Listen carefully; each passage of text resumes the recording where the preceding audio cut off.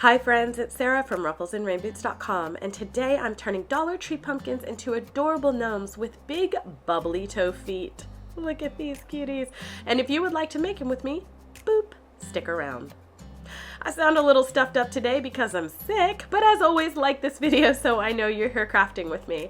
So it took me 20 minutes to make two gnomes out of these Dollar Tree pumpkins. And I just want to let you know they're the ones wrapped in buffalo fabric. They are not the regular styrofoam pumpkins. They're the ones with these plastic stems.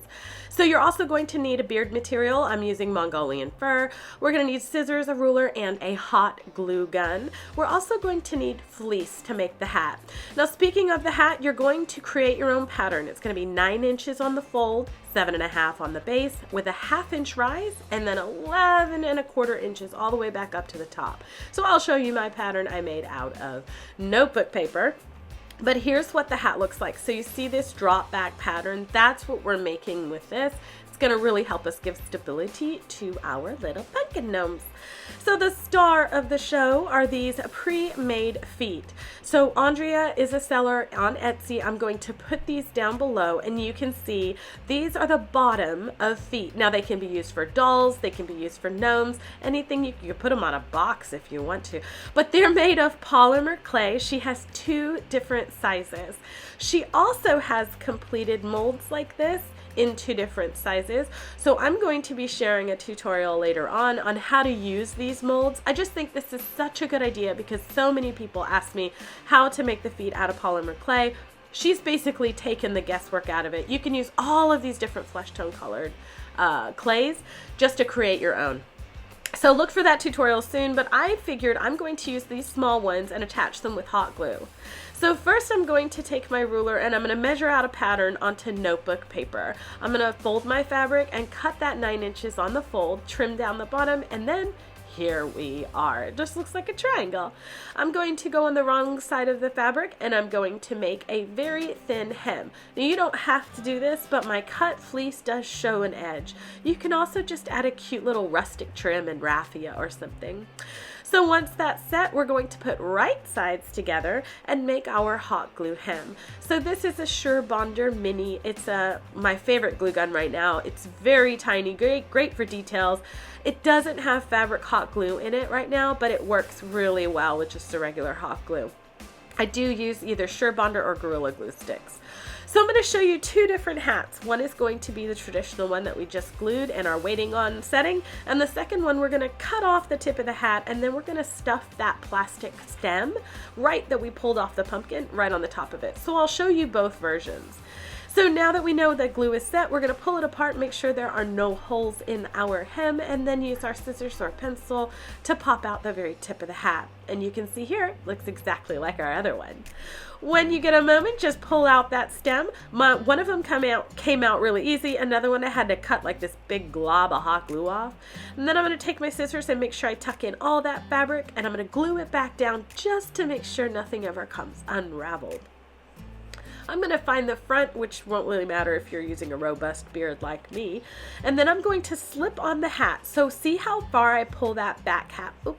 See how far I pull the back down? It's actually going to go under the little, what we're going to now refer to as the pumpkin booty.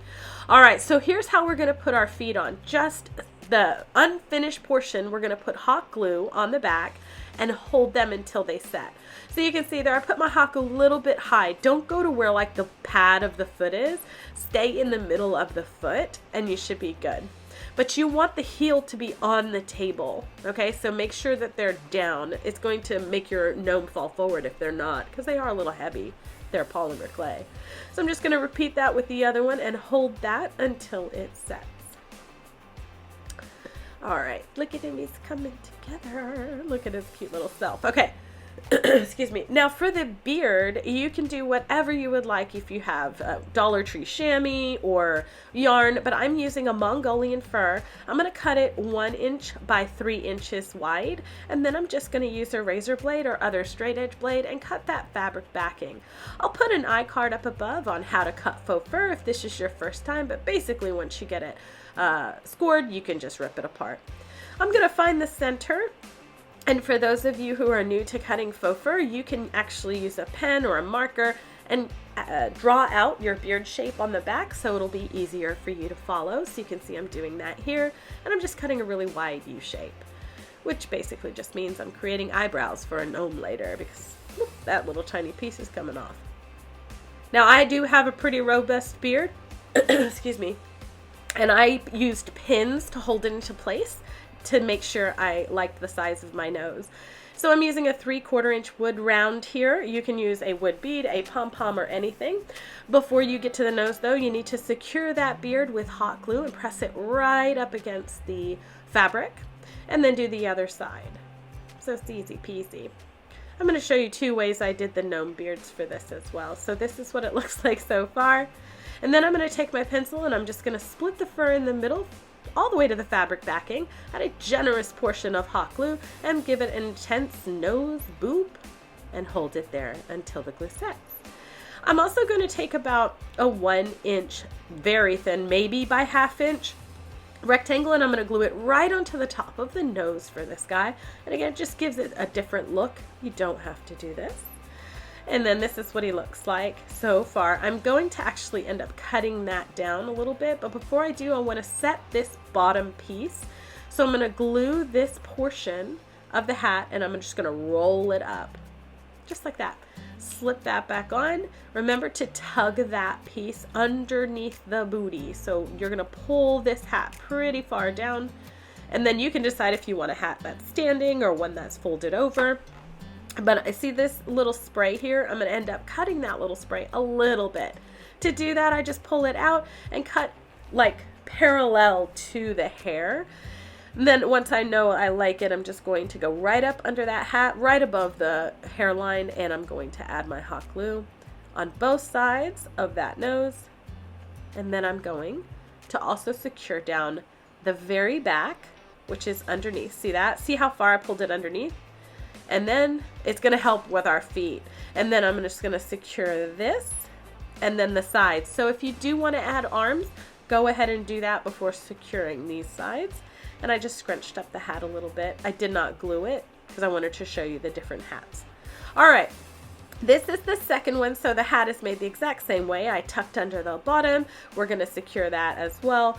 And I'm just going to show you how it's so easy just to cut a hole at the top of it and stick this down in there. So when we get to that, it'll really make a good impact. I love it. I wish I'd done both hats this way. All right, so for this guy, I just cut I think it's a 1.5 by 1.5 inch Mongolian in frosted gray. I did the same thing where I split the beard, added the nose, and then tucked up the bottom of my hat before slipping it on. Now this one's pretty easy. I'm just going to be able to hot glue right to the top of the nose. I'm also going to hot glue the hat to the body, so add a little hot glue right above the beard. Let that set, and now I'm going to press in the little thing and add a very, very generous amount of hot glue. Pull up my fleece around it, and it looks super duper cute. And here they are, all done. Feet without feet, stem without stem. Let me know in the comments section, what do you think of these guys?